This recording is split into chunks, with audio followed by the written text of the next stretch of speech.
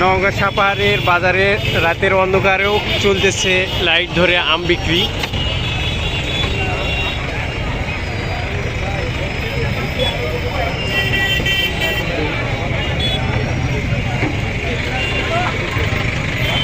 এটা কোনো কীরকম বাজার দেখতেছেন এখন।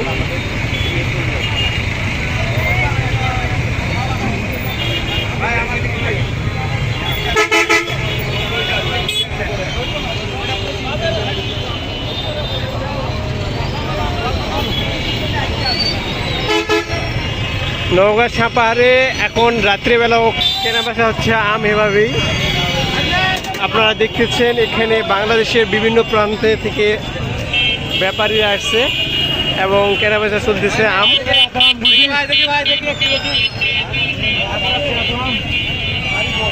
এগুলো হচ্ছে বাড়িপুর আম। বাড়িপুরের চাহিদাটা এখন বেশি, আর রূপালী একেবারে শেষ পর্যায়ে।